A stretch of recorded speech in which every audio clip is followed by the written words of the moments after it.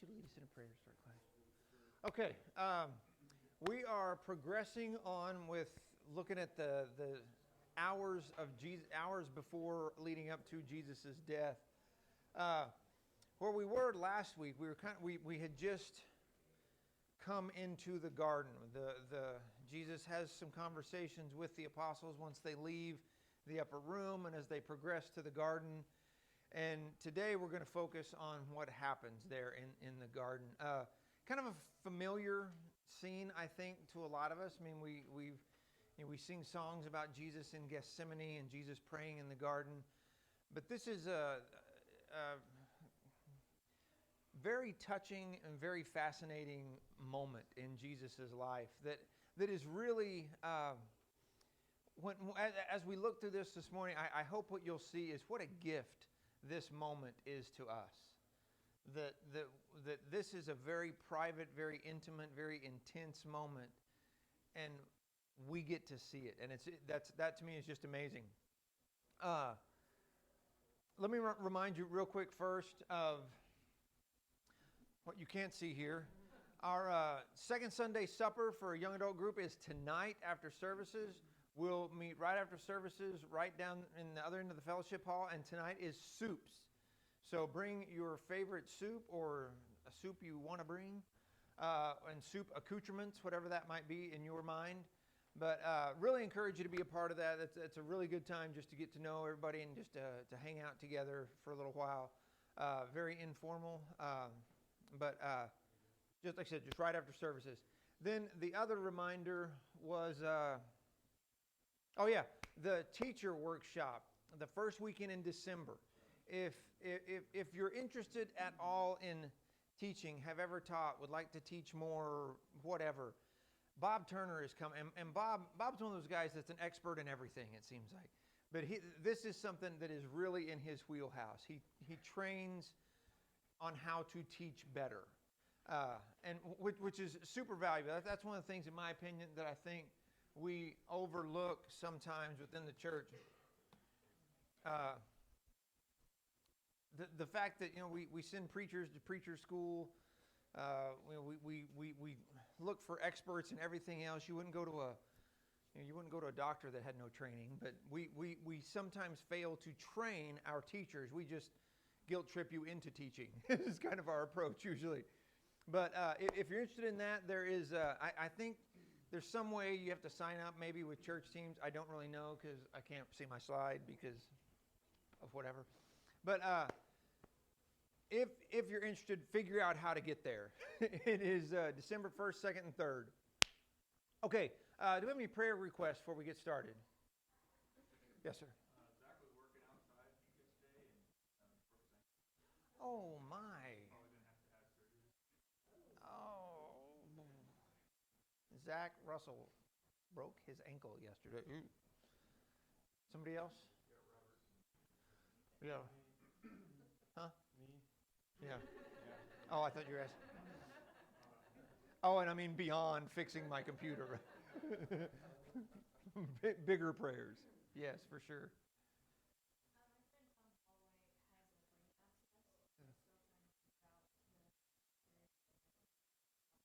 Okay. Kendall's friend Tom Holloway has a brain abscess. I'm working on trying to get figured out why it's happening. Anything else? No, we're getting to that time where people are starting to hit the road for the holidays and travels and all that stuff. So, okay, if you don't mind, Jeremy. Let's pray. Dear Lord, we're so thankful for another day that you blessed us with to be able to come together like this to take a look at the moments leading up to that terrible sacrifice that Jesus went through for us. We are thankful that we have your word that shows us a clear picture as to what he went through. And the fact that although he was and is God, he was also fully man, and that just gives us just an awesome perspective as to the love that you share with us. Father, we pray that you would be with those that are in need of prayers right now. Pray for Zach that has a broken ankle. Pray that you would be able to help the doctors help him to heal very quickly. And the same for Robert, Father. We're so thankful that you protected him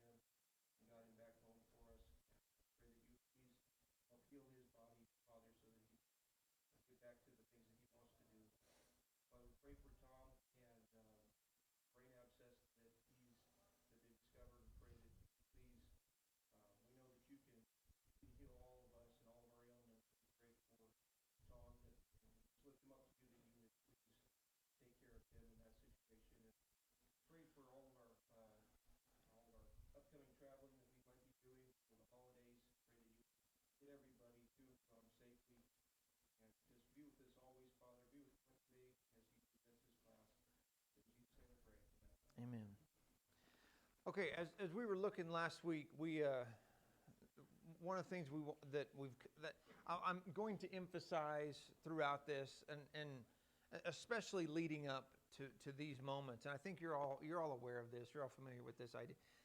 None of this is a surprise to Jesus. None of this is all, and that's so important for us to remember that this was a plan. But as we were closing last week, I also said one thing we also have to remember is the humanity of Jesus. And again, it's my opinion. I think when we see what happens in this moment, in this prayer, we see a great deal of the humanity of Jesus, which, like I said, it's so great that we even get to see that. Matthew 26 is where we'll be. We're going to hit a bunch of verses today, but Matthew 26 is kind of our parking spot primarily. Matthew 26, I'm just going to read 36 through 44, if I can see it. Matthew 26, verse 36, Then Jesus came with them, the apostles are coming with them, to a place called Gethsemane, and he told them, Sit here while I go over there and pray. Taking along Peter and the two sons of Zebedee, he began to be sorrowful and troubled. He said to them, I am deeply grieved to the point of death. Remain here and stay awake with me. Going a little farther, he fell face down and prayed, My Father, if it is possible, let this cup pass from me, yet not as I will, but as you will. Then he came back to the disciples and found them sleeping. He asked Peter, So couldn't you stay awake with me 1 hour? Stay awake and pray so that you won't enter into temptation. The spirit is willing, but the flesh is weak. Again, a second time, he went away and prayed, My Father, if this cannot pass unless I drink it, your will be done. And he came again and found them sleeping because they could not keep their eyes open. After leaving them, he went away again and prayed a third time, saying the same thing once more. Then he came back to the disciples and said to them, Are you still sleeping and resting? See, the time is near. The Son of Man is betrayed into the hands of sinners. Get up. Let's go. My betrayer is at hand. Gethsemane, we talked about a couple weeks ago. Gethsemane is a place they know well. This is a place that they're familiar with, it seems. And we talked about how Judas it probably wouldn't be a great leap for Judas to think that's probably where they're going to end up tonight. In fact, John 18, verse 12 says, Then the company of soldiers, this is after this all ends. This is kind of fast forwarding a little bit. The company of soldiers, the commander and the Jewish officials arrested Jesus and tied him up. I don't know why that was in there. That's a really good verse. Oh, I don't know. I don't know why I put that down. But anyway, he comes in, and it looks like he leaves. It seems like he leaves most of the guys kind of at the entrance, but he takes Peter, James, and John and says, You three come with me. And he goes a little further into the garden. It almost seems like, I guess you kind of get the mental image that there's like an entrance to the garden, and he leaves the other guys there and just says, You guys wait here. But he takes those three and goes a little bit deeper, goes into where he can find a little bit more solitude. Peter, James, and John. Where else do we find these guys with Jesus? Transfiguration. Where else?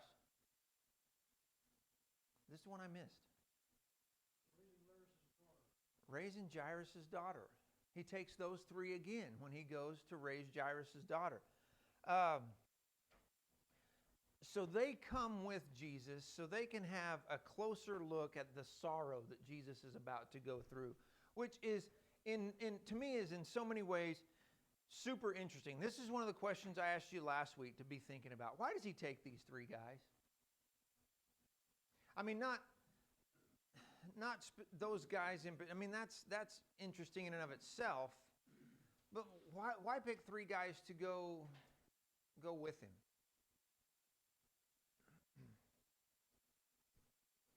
It's kind of weird. I mean, he intentionally separates them. Now, like I said, we can read through how the apostles have worked, and it's apparent that Peter is kind of in a leadership role, if you will, and James and John seem to be pretty outspoken as well. So it's they seem to be kind of the more outspoken leaders of the group of apostles. Do you want us to speculate? Yeah, I'm just asking. What do you think? Why do you think? They're some of the first apostles ever called.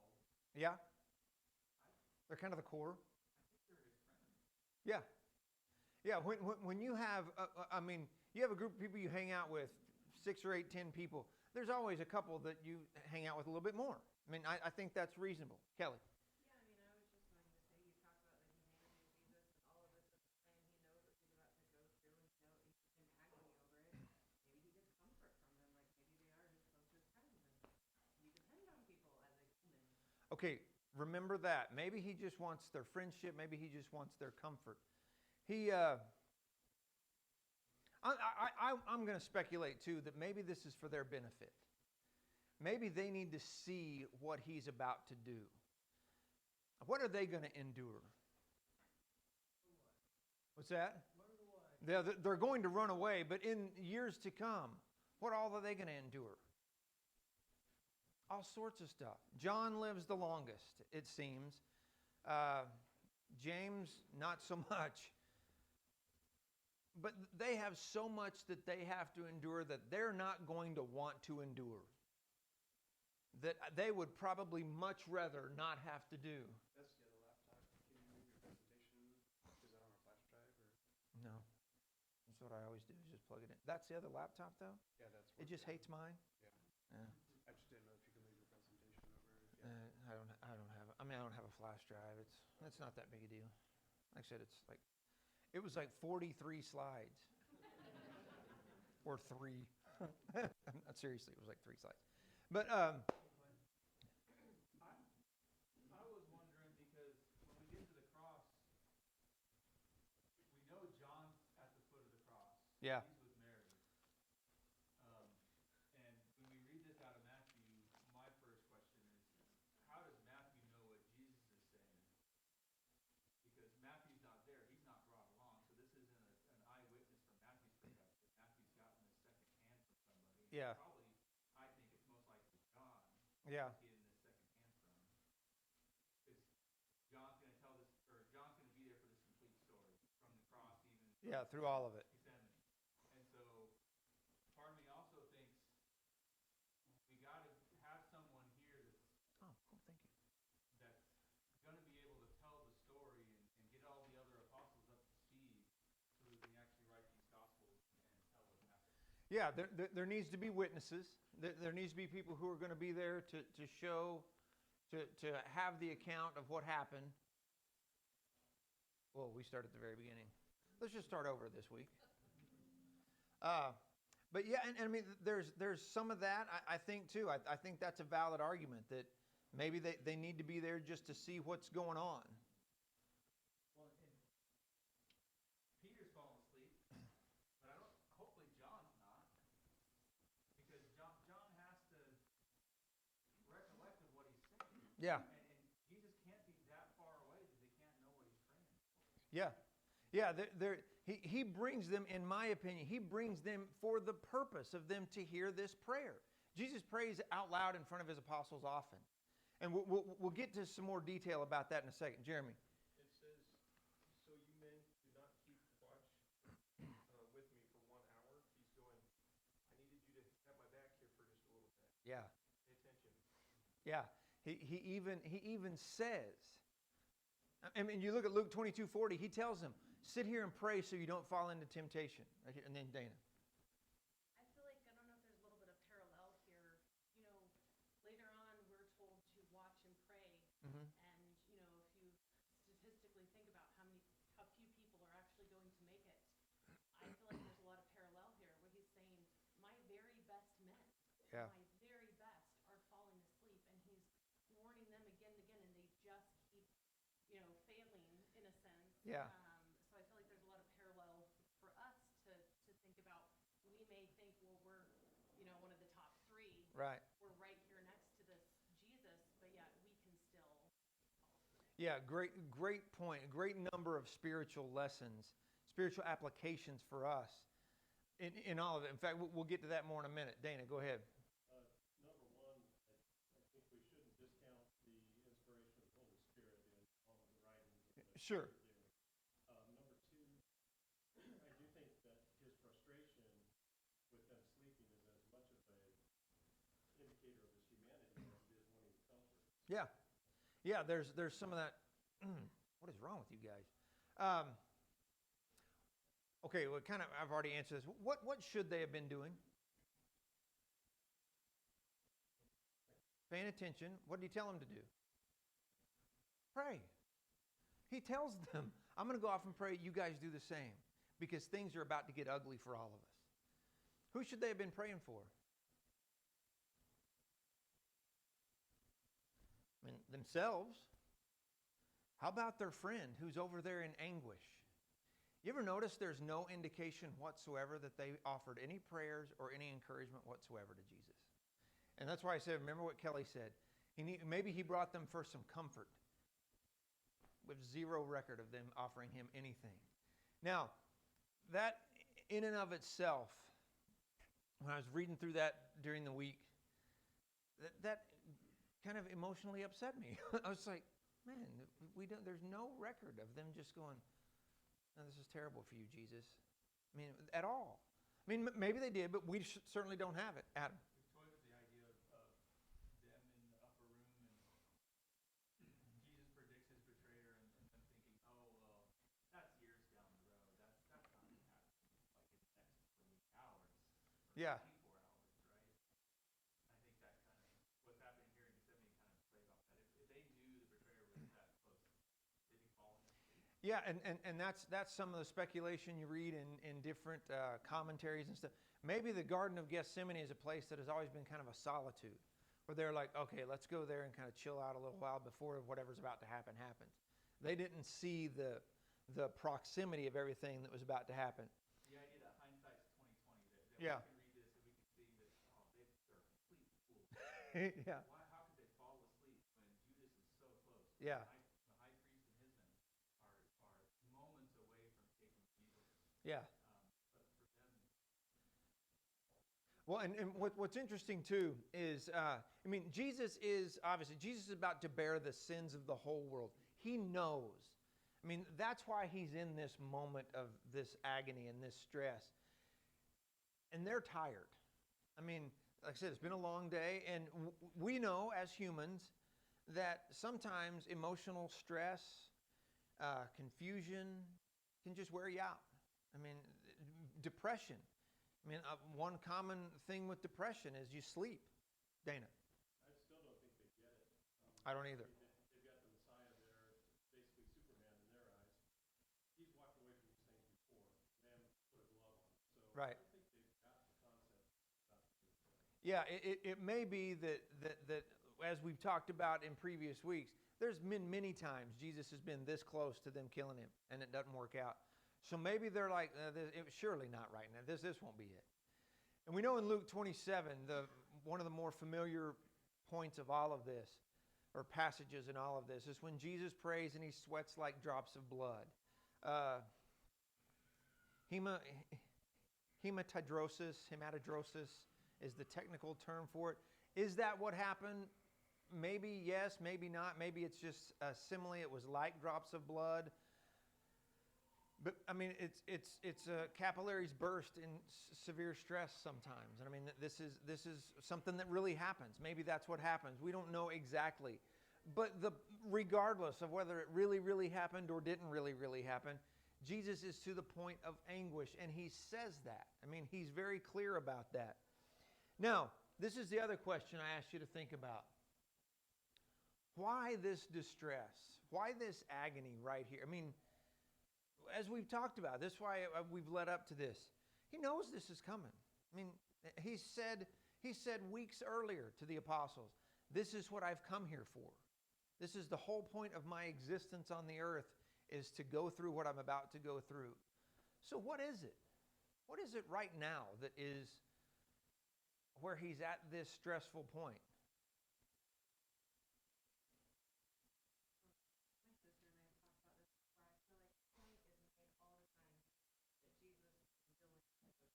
Uh-huh. Yes, he absolutely was a villain, but I think in this moment you also see he was scared. Yeah. Like maybe he didn't necessarily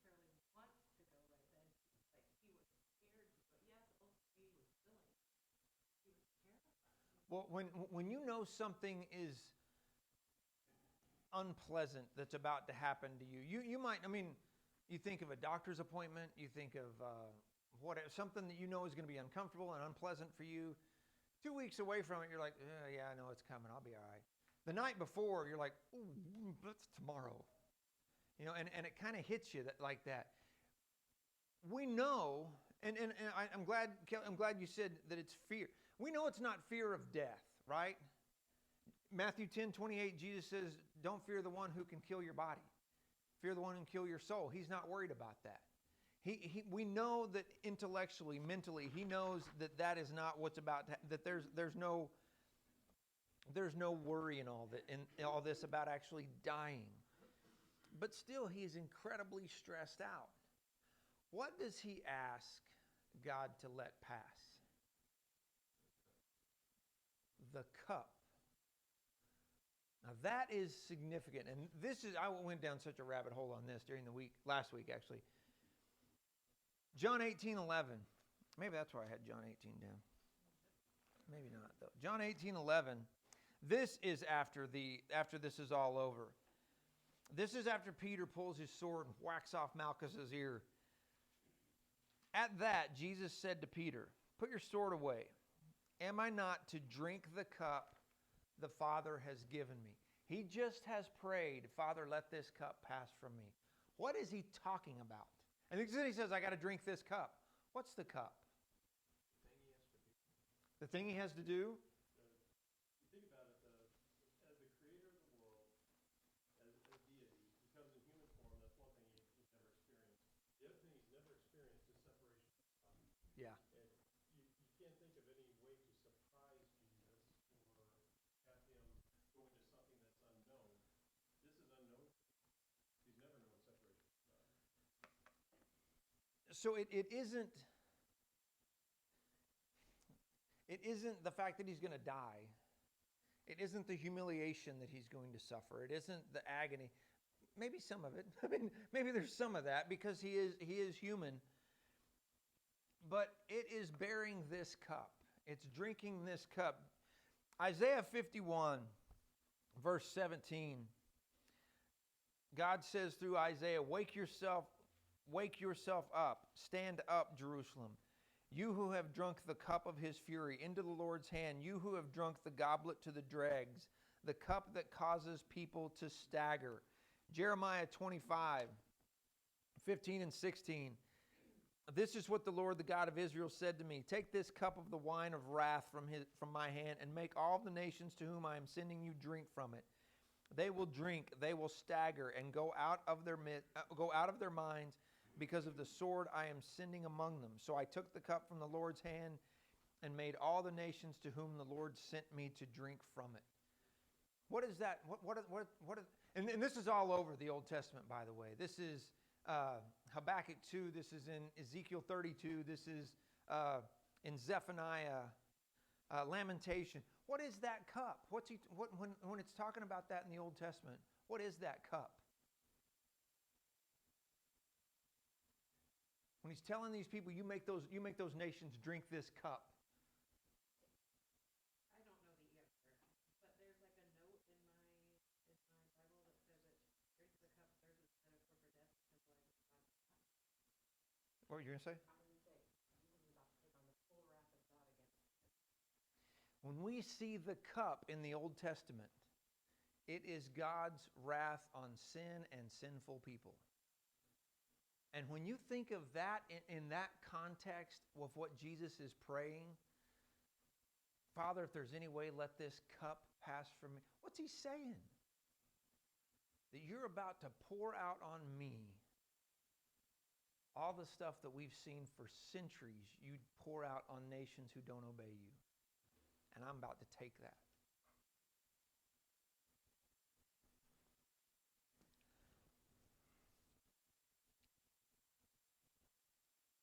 Lamentations 4, Ezekiel 23, Habakkuk 2, Isaiah 53. It's one of those things like, this is coming. This wasn't a surprise to me. Isaiah 53, verse 10, we talked about this earlier in the quarter. Yet the Lord was pleased to crush him severely. When you make him a guilt offering, he will see his seed, he will prolong his days. When you make him a guilt offering, that's what Jesus is experiencing. He is in that moment. The burden of all of this is on him. Jesus bears the whole wrath, the fury that God feels towards sin. Not toward Jesus. And I think I mentioned when we started this quarter, I read a couple of different guys, very progressive, religious guys, thinking that how can we serve a God who would take pleasure in doing this to his son? He's not enjoying doing this to his son. This is what has to happen. And we'll get there in a minute. I'm getting ahead of myself. But this explains why in Matthew 27, as Jesus is on the cross, he says, my God, why have you forsaken me? I had to take it all. I had to bear that weight. And this shows us that horror for Jesus. And I don't remember who just said that, but Jesus has experienced pain. He's experienced hunger. He hasn't experienced pain like he's about to. I mean, he's never gone through what he's about to go through. But that's not, I don't think, what he is fearing per se. It's that moment where he's separate from God for that, whatever it is. And that's hard to grasp. I understand that. That's a hard thing to wrap our heads around. But Jesus prays this whole prayer. I don't think out of weakness. I don't think this is, God, please, let's pull the ripcord on this. I think this is just an acknowledgement of where he is in all this. That this is, he knows he's going to do this. He knows he's going to finish this plan. But this is an honest expression of the dread he's feeling about that separation, I think. I mean, he finishes the prayer. The next phrase is, whatever, not my will, but yours be done. And that's the amazing point in all of this. Because it seems like as he gets further along in the stress and in the agony and in the whatever of all of this, it almost seems like he steels himself a little bit more. Because as Matthew records for us, and I think is so great, he goes back to those, he walks away and goes and checks on the other guys and comes back. 3 times he's praying this prayer. This is not just a casual, Father, if there's any way we can do this differently, not my will, but your be done, let's go. This is 3 times. He is digging into this whole concept. Hebrews 2:17,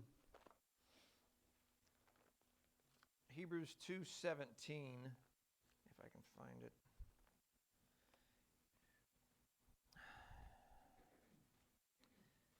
Hebrews 2:17 says, therefore he had to be like his brothers and sisters in every way, so that he could become a merciful and faithful high priest in matters pertaining to God, to make atonement for the sins of his people.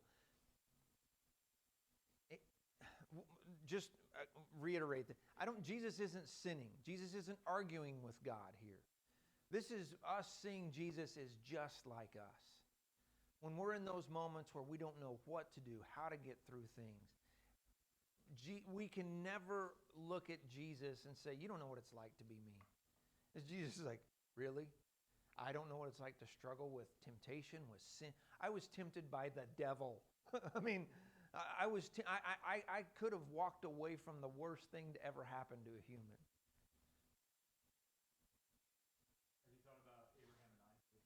When Abraham goes to take Isaac and kills his son. And I'm wondering if that's where Jesus' mind is the ram around here? Yeah, is there? Like, is there something else we could do? Like, we're getting really close to this. And you got really close with Abraham and Isaac. Yeah. You gave him a ram. You gave him a way to get out of this. Is there some way this doesn't have to be? Right. And you don't have a good perspective of what Isaac is thinking at the time. Yeah. And that's what I'm looking for, is the learning in heaven is what was Isaac's perspective, and did it mirror Jesus' perspective? Well, and you think of Jesus the human, Jesus the man knows how God the Father thinks. He knows the Abraham and Isaacs. He knows, step into the waters of the Jordan. As soon as you touch the water, I'll stop it, but not until then. Jesus, so maybe that's part of this prayer, that just in case there's any of that kind of. But one of the, again, I want us to make sure we understand, I don't see this as an argument with God from Jesus.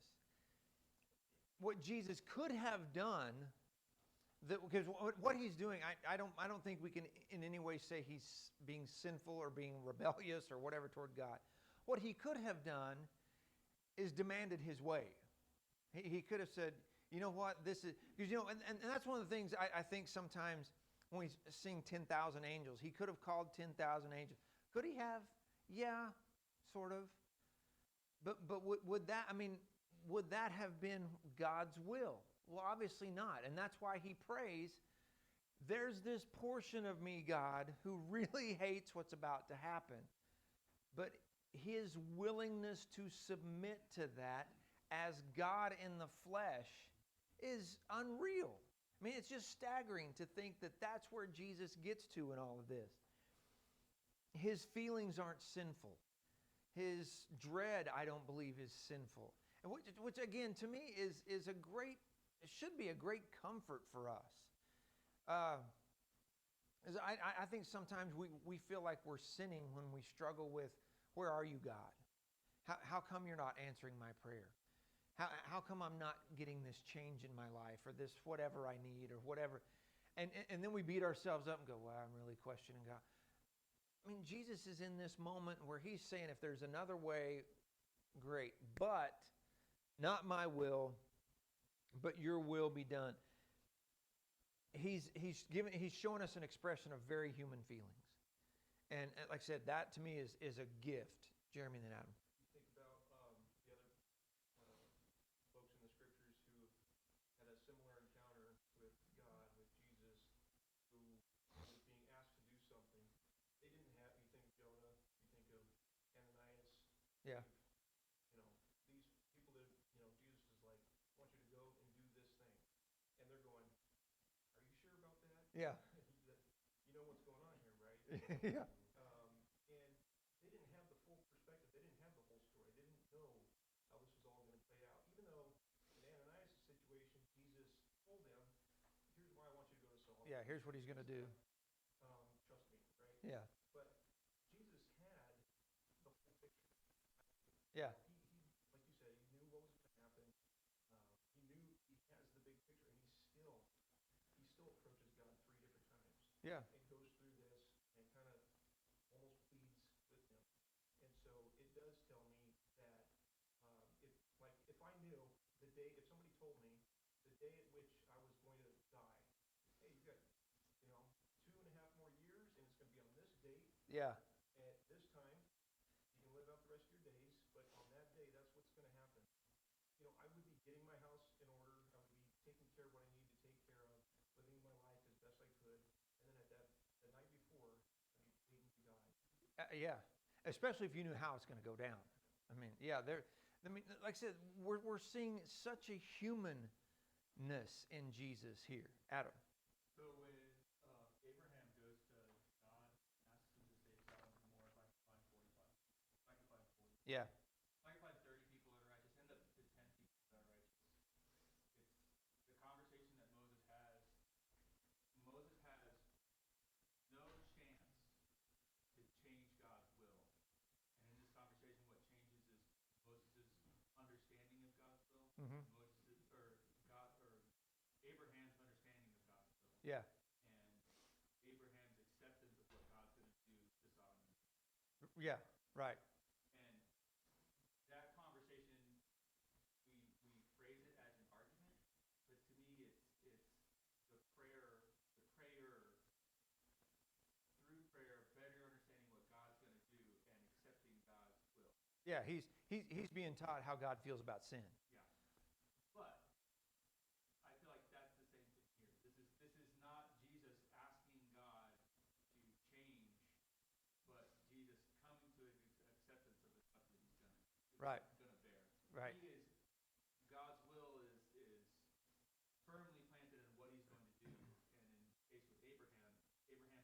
before reading it, coming to a better understanding of what God's will is, and Mhm. finally to the acceptance of it. And I think that's what's happening with Jesus. The three times God's will is planted, it's not changing, and Jesus is coming to an acceptance Yeah. of what God's will is through this conversation and prayer. Yeah. Well, and again, go back to something else you said there. We're seeing a very human side of Jesus here, but we cannot forget that he has a very unique relationship with the Father too, that he knows is about to be different for a while. And like I said, I don't ask me to explain how that all works, as I don't quite grasp that. But he knows something is about to change because he's taking on all of this sin. Like I said, he knows this is the plan, and that's very significant too. So again, I want to go back to the question: why does he pray this with these three guys present?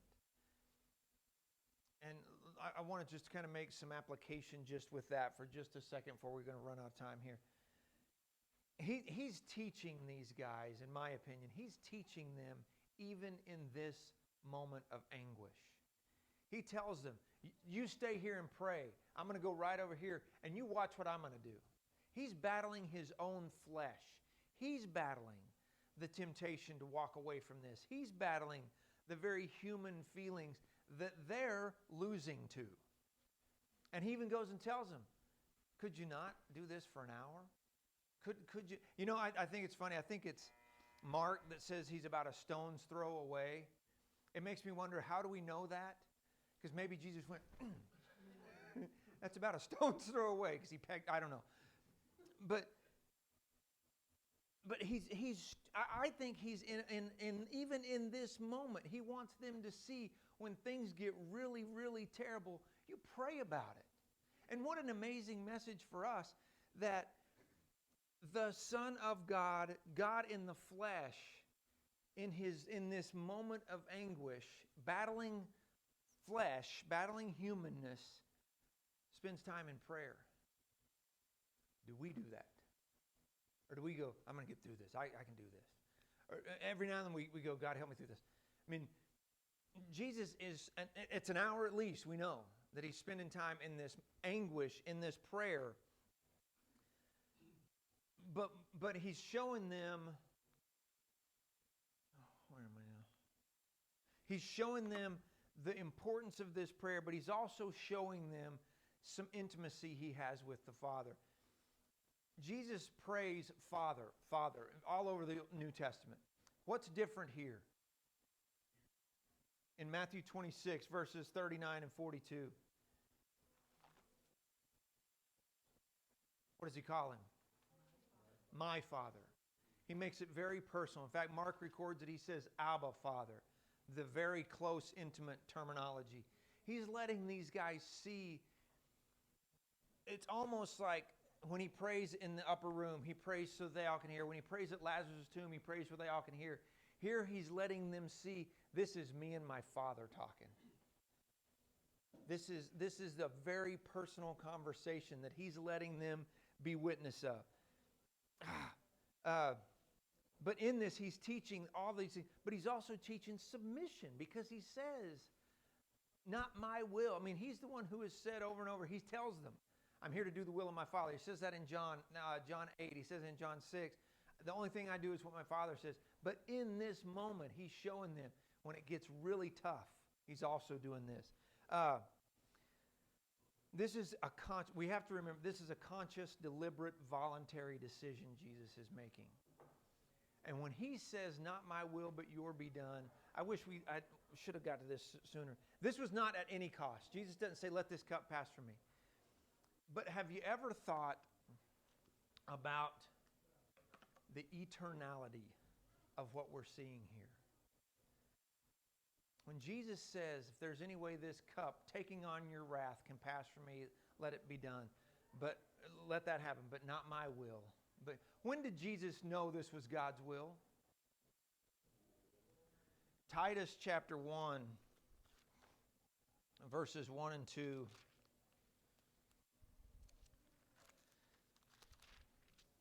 It says, Paul, a servant of God and the apostle of Christ Jesus, for the faith of God's elect and their knowledge of the truth that leads to godliness in the hope of eternal life that God, who cannot lie, promised before time began. Who did He promise it to? There's nobody there. This is the culmination of an eternal discussion, of a conversation that happened before let there be light. This is the covenanting, if you will, of Father, Son, and Holy Spirit coming to fruition right here. And Jesus says, I know we talked about this here a while back, like before history of earth. But if there's any change we can make to that plan that we've had forever, let's do it. But I know this is the plan. So when we think about this promise that God made has to be to Jesus, has to be to understand, because we know Hebrews 10, 4 through 9, the blood of bulls and goats wasn't going to do it. It's done it for years. It's worked for God's plan. That's not going to finish it, though. And Jesus has known that from before let there be light. And when He says this in this moment, what we're seeing is the underlying motivation that causes our redemption by Him going to the cross. The underlying motivation of that was the love between Father and Son. Because Jesus said, this is what we've had planned. And I'm going to finish it.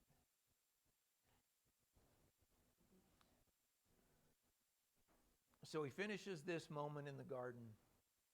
And as we'll see next week, what we read there in Matthew 26, He tells them, I've given you guys time to pray. You didn't do it, but now it's time to go because the scene is about to change for the worse.